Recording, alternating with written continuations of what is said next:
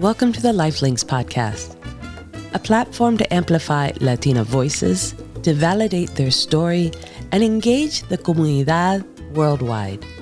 I'm your host, Consuelo Crosby, and also creator of this content.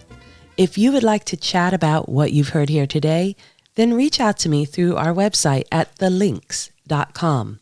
That's LNXX, or through our Instagram profile at Lifelinks. I'd love to listen and engage in whatever you have to say. Hola, chicas! Welcome to the Lifelinks podcast. I'm your host, Consuelo Crosby, coming across your airwaves on this first autumn episode. Lady Fall, here in San Francisco, has made her presence known with these chilly mornings, but these gorgeous sunny days. This is the perfect time of year to come visit us. Don't come during the summer. You will freeze. You will have never prepared yourself well enough for the foggy summer days in San Francisco, but come now. We'd love to see you. In the meantime, always grateful to have you join us each Wednesday to share in the thoughts and journeys of our Latina community and our allies who we embrace thoroughly. Today's episode 59, Does Lack of Empathy Lead to Burnout?, is what we consider our Pod Club episode, where we reflect on what we heard in the previous week from our guest and how it applies further in our current day. Last week, we listened to Jordana Roman, founder of Libre Lifestyle, a modern wellness brand for men, women, and the 99%. Jordana's intimate story was one to really sit in and embrace with love, and I hope you took the time over the weekend to follow her advice. Her personal journey from academic perfectionist to overwhelmed young adult and back to insightful wellness leader was a lesson in a full range of empathy. She offered empowering perspective on how to restructure life to include more downtime, more free time, and with that, the time and energy to develop more intimate relationships, especially with oneself. I hope you took her advice over the weekend and made some space for yourself and your relationships. Jordana literally cares how her brand and products impact others, both as employees and consumers. So if you missed it, take a moment later on to listen to episode 58. I assure you, it is the comfort we have been missing to heal the harm done in a culture lacking in empathy. And that's what we're talking about today on this Pod Club episode. How to shape a successful future, avoiding burnout by adding empathy into your life. This is an important time to bring this up, given the ongoing resignations from old jobs and work habits, as well as the concept going viral right now of quiet quitting. As we try to settle in again after the trauma of COVID, some realizations are lingering.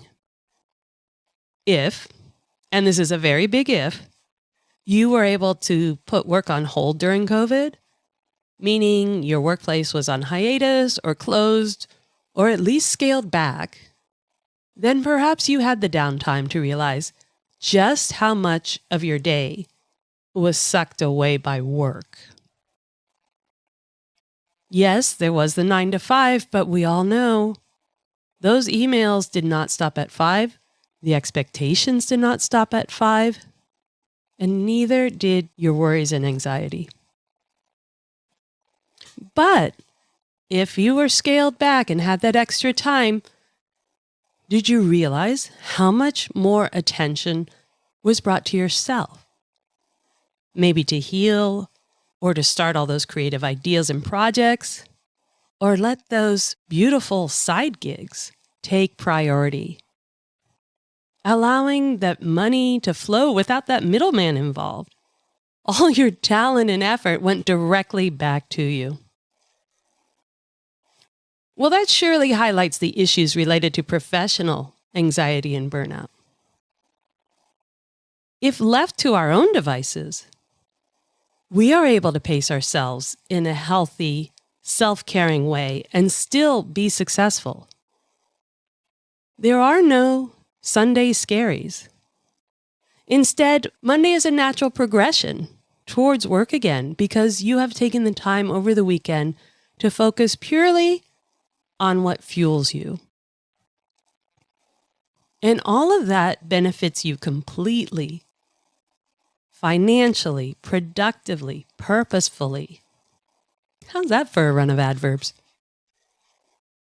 So really, and this is nothing astoundingly new, the great resignation that occurred in 2021 and today's quiet quitting highlight the workplace problem.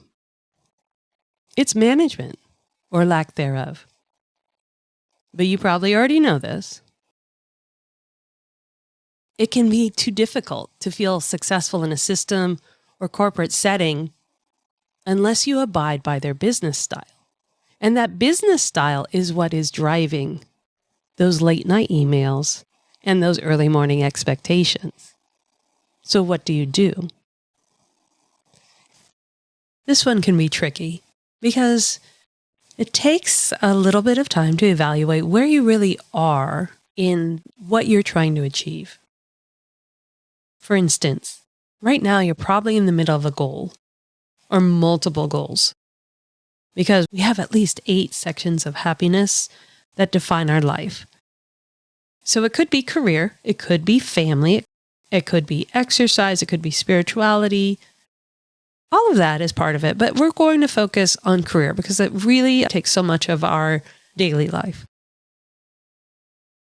Let's consider what Jordana taught us about coping mechanisms for the long haul. Jordana shared her personal struggles with burnout, followed by the healing of giving herself space to connect with her spirituality, whether it was ethereal or nature. She taught us how important it is to create time, especially a full day, to step off our technology, to be free of expectations, and commit to relishing relationship with others and ourselves. So how do you engage in work and really come to the success that you desire in your own terms? Something that you can be proud of without feeling pressured into it, without feeling that you have to abide by other people's expectations, because we know that leads to burnout. The key in this scenario is expectations. Not the business's expectations, but rather your own expectations. The business's expectations are what could be leading to burnout because most likely they are not structured with empathy. Empathy for their employees, even empathy for their consumers. So instead, take some time to consider your own expectations of where you're at. Women in general are pressured by societal expectations in work performance. We know that. Add a Latina heritage, and that pressure just got higher. Add a first-gen identity, and those expectations go through the roof. Take a moment to unwind some of those expectations to see which ones are your own and which ones were placed on you that you had no control over.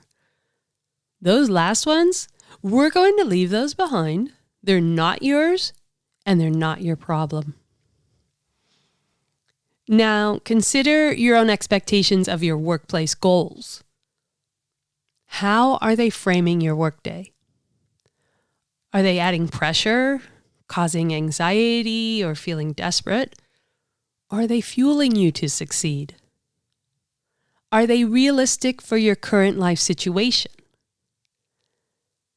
This is where you assess how empathy gets added into your workday so that you can achieve your goals, even if those goals have to be readjusted. If a goal is too difficult or will take too much resource to achieve in your current situation, then reframe it so it's more accessible. Accept that you are doing the best you can with what you have. It's better to feel good about your progress, even if it's slower than you hoped, than burn out and stop altogether. Be empathetic on yourself. Value who you are and believe in your journey. If you have the resources to keep moving towards your goal, you can see it, but you're running low on fuel, then reach out to your network of empathetic friends and colleagues who understand what you need. They know who you are. They know what you're trying to get to. They will add that boost to get you forward. Or refuel on your own by stepping into something vastly greater than yourself, like nature or the divine. These actions help put struggles into perspective and remind you that you are not alone in your journey. It is empowering to ask for help in places of empathy, be it the universe or your friends. Places of empathy do not judge. They embrace and they encourage you to go forward.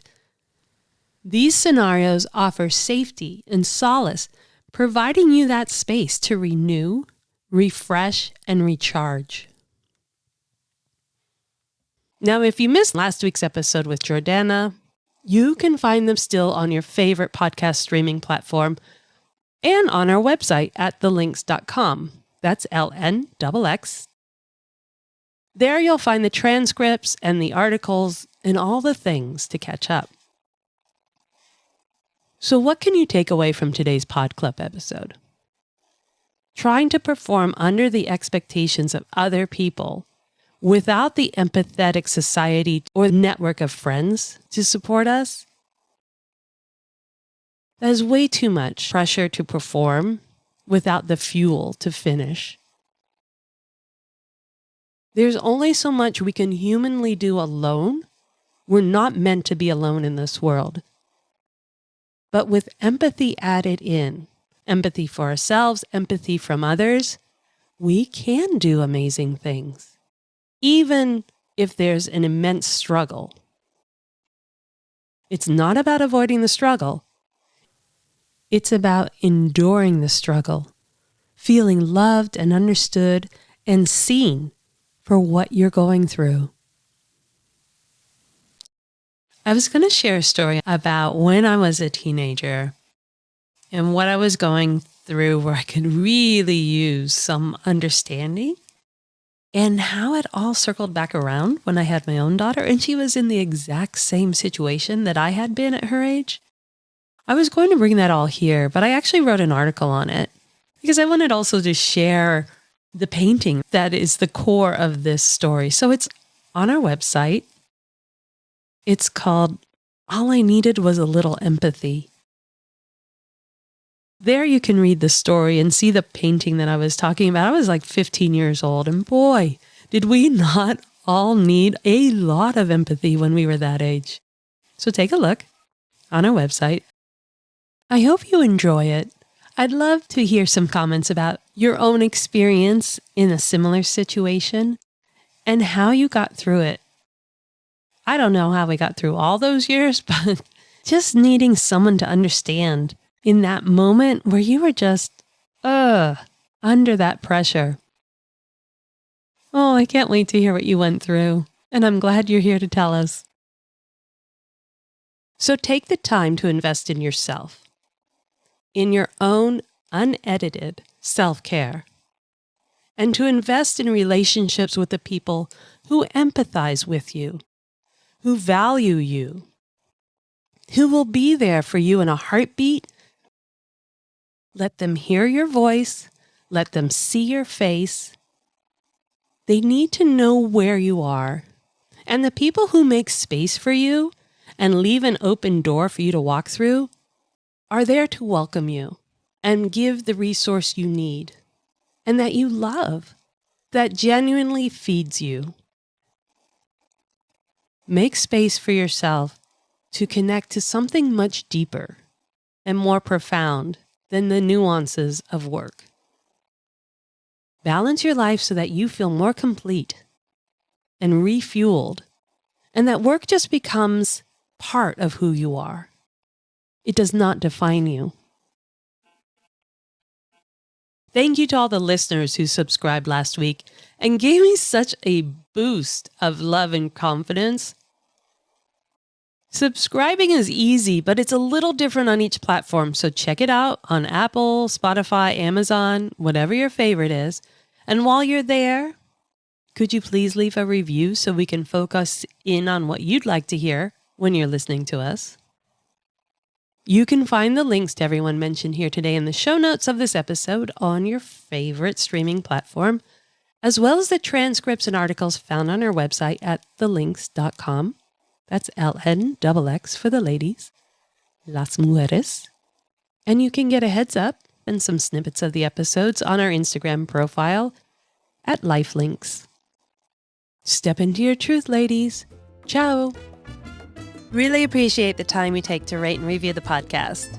Get the backstory and what you've heard here today and reach out to us at thelinks.com. That's LNXX, because it's about time, it's about us.